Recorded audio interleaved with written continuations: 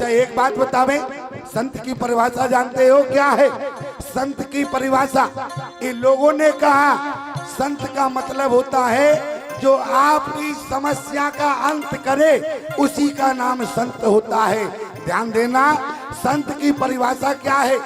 संत में कितने अक्षर हैं? ध्यान देना, सा और ना और ता, ये संत की परिभाषा बता रहे। और अगर ये गुण संत में ना हो तो क्या हम उसको संत कहेंगे क्या? संत में 3 अक्षर है, एक तो सा, दूसरा है ना और इसके बाद है ता। सा का मतलब क्या है?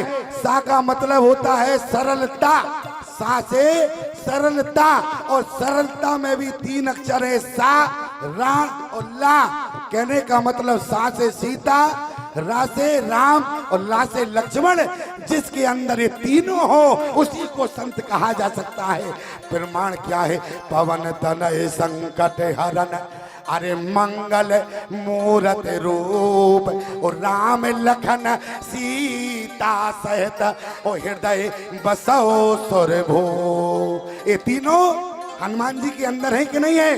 अरे हाथ उठा के बताओ, हनुमान जी के अंदर ये तीनों है कि नहीं है? तीनों है। इसलिए हनुमान जी को संत ही नहीं कहा गया, क्या कहा गया? आवे मोहे भा भरोसन मनता, आवे मोहे भा भरोसे हनुमंता, बिन हरि कृपा मिले नहीं संता, बिन हरि कृपा मिले नहीं संता। आवे मोहे भा भरोसे हनुमंता, बिन हरि कृपा मिले नहीं संता। अब मोहे भा भरोसे हनुमंता, बिन हरि कृपा मिले नहीं संता। आवे मोहे भा भरोसे हनुमंता, आवे मोहे भा भरोसे हनुमंता, बिन हरि कृपा मिले नहीं संता।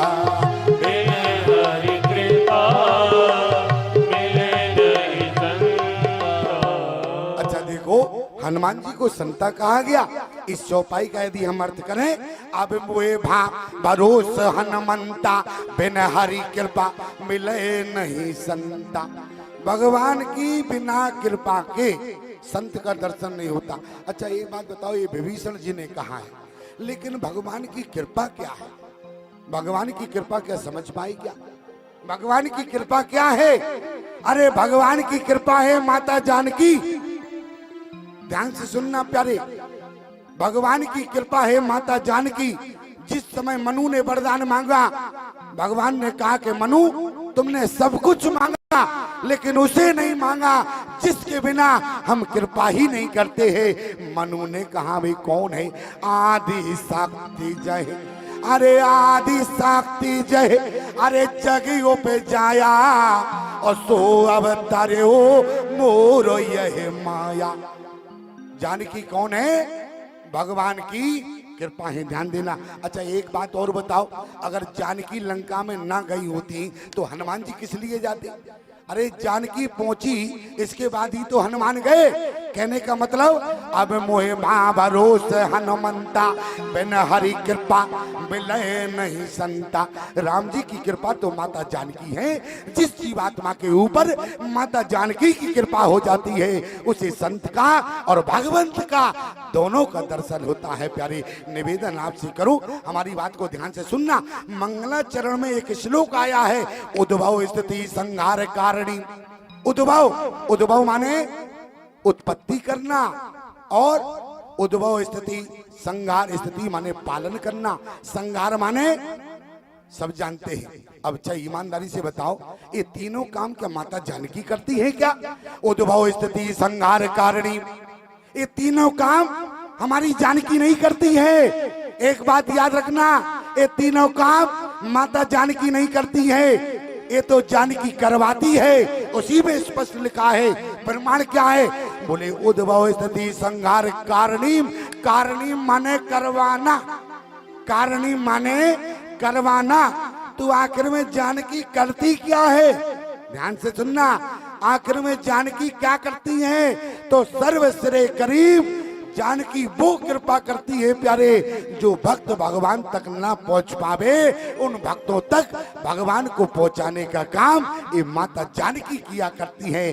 जानकी का तो काम भक्त और भगवान को मिलाना है प्यारे, संहार करना नहीं है, उत्पत्ति करना नहीं है। और आज मैं आपसे निवेदन करूं, आज केवट क्या लेकर आया? अरे पानी कठौता भर ले आवा, पानी कठौता भर ले आवा, केवट राम रजायुस पावा, केवट राम रजायुस पावा, पानी कठौता भर ले आवा, पानी कठौता भर ले आवा। संत में 3 अक्षर होते हैं, पहले सा, इसके बाद है ना, फिर है ता। सा का मतलब सरलता, ना का मतलब नम्रता, ता का मतलब त्याग नहीं होता, ध्यान देना। ता का मतलब होता है तत्व का ज्ञान, ध्यान देना। क्या? सा का मतलब सरलता, ना से नम्रता, ता का मतलब तत्व का ज्ञान। और विभीषण को तत्व का ज्ञान हो गया, इसलिए विभीषण को भगवान ने क्या कहा? तुम सहारे की, अरे संत प्रिय मोरे। भगवान को वही जान सकता है प्यारी जिसको भगवान जना दे। आज केवट भगवान को जान गया, भगवान का इशारा भी जान गया, और आज केवट कठोते में पानी भर कर लाया। भगवान ने कहा, केवट तुम गांव की ओर क्यों गए? हमने तुमसे कहा था भेग आन जल, जल माने गंगा जल, इससे पैर धोना है। केवट ने कहा, प्रभु हमने कर्म कांडियों से सुना है। क्या सुना? जब भगवान का अर्चन बंदन करो तो पवित्रता का ध्यान रखो। अच्छा, तो पवित्रता का ध्यान रखो। अरे तो क्या गंगा जल अपवित्र है? आज केवट ने कहा, प्रभु ये बताओ, एक बार जो चीज पूजा में प्रयोग हो जाए, क्या उसका प्रयोग दोबारा करना चाहिए? लक्ष्मण ने कहा, भैया बात बहुत समझदारी की कर रहा है। राम जी ने कहा, मैं तो जानता हूं, तुम ही नहीं समझ रहे थे, अब तुम समझ लो। आज प्यारे राम जी ने कहा, क्या सुना? बोले, हमने कर्म कांडियों से सुना है भगवान का अर्चन बंदन करो तो पवित्रता का ध्यान रखो। एक कर्म कांडी हमको मिल गए, हमारे पास आए, उन्होंने प्रणाम किया, हमने माला पहनाई। बोले, हम इस लायक नहीं है। हमने कहा, क्यों? तुम कर्मकांडी नहीं हो क्या? बोले, नहीं। बगल वाले ने कहा, बोले स्वामी जी ये कर्मकांडी नहीं है। हमने कहा, फिर? बोले, इनका नाम ही कर्मकांडी हो गया। हमने कहा, अच्छा कर्मकांडी नहीं है, नाम कर्मकांडी है, क्यों? बोले, ना कोई गांव में इनसे ऐसा कर्म बचा, ना कोई ऐसा कांड बचा जो इन्होंने ना किया हो, इसलिए इनका नाम ही कर्मकांडी हो गया। निवेदन क्या है? बोले, पानी इकट्ठा होता, अरे भर ले आवा, पानी लेकर आया। भगवान से कहा चरण धोना चाहते, आज भगवान ने दोनों चरण केवट के कठोते में रख दिए प्यारी। लेकिन जरा विचार करना, केवट के कठोते में दोनों चरण भगवान के हैं, त्रेता की बात है, और द्वापर की बात क्या है? बोले, जिस समय भगवान ने सुदामा के पैर धोए तो स्थिति क्या बन गई? बोले, पानी पर आते को हाथे छुओ नहीं, अरे नैनन के जल से पग धोए। अच्छा देखो, इस पंक्ति में विलक्षण बात क्या है? पानी पर, पानी को नहीं छुआ, पानी पर आते को हाथे छुओ नहीं, नैनन की जल से, पानी नहीं लिखा, आंखों के आंसू को पानी नहीं कहा। कवि ने क्या लिखा?